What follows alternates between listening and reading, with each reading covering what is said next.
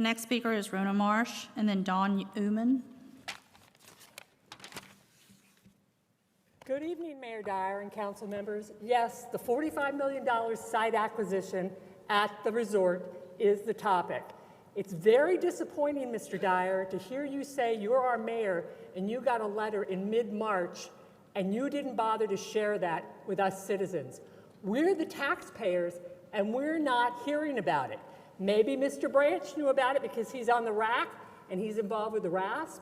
Maybe people at the ocean front, at the resort knew about it, but taxpayers in the rest of the city didn't. And we're picking up the tab. What I'm most concerned about is the fact that Mr. Dehaney has put forth a budget that appears it will exceed the net debt per capita in the out years. We're going to raise our borrowing by putting all this additional money on us for the resort for items that none of us even know what they are about. And you've had this budget out for weeks. Kevin Chatelier spoke to us at a meeting. He wouldn't tell us what it's about. So finally, you're going to tell us what you're going to give us the tab for. I feel like it's a case of the resort, RAC, and RASP, and Mr. Branch all going somewhere, running up a big bill, and then getting up and walking away and leaving us taxpayers the tab. You know, eat and run. I don't know what you want to call it, but I still don't know what it's going to involve. And $45 million is a significant amount of money. And to indebt us for 20 years, you should have put this out sooner.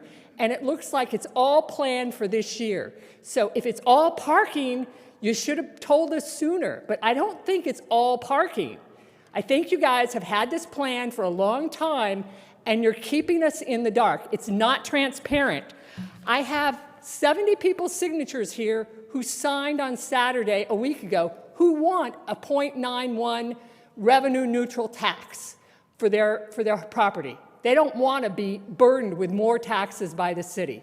They also said remove the $45 million for the CIP for resort acquisition at the oceanfront or the resort. They don't want it. You haven't told us about it. You're telling us at the end of the day, you're giving us the bill, and we're already paying more in meal tax than most other cities in the country. Every time someone goes and gets prepared food, the money goes right to the resort. We need to seriously look at making the resort a separate SSD, and they can spend whatever they want. But to tax all the rest of us forever into perpetuity for meals, for hotels, for everything in the other 8 districts, tax your districts, not our districts. Give us a break.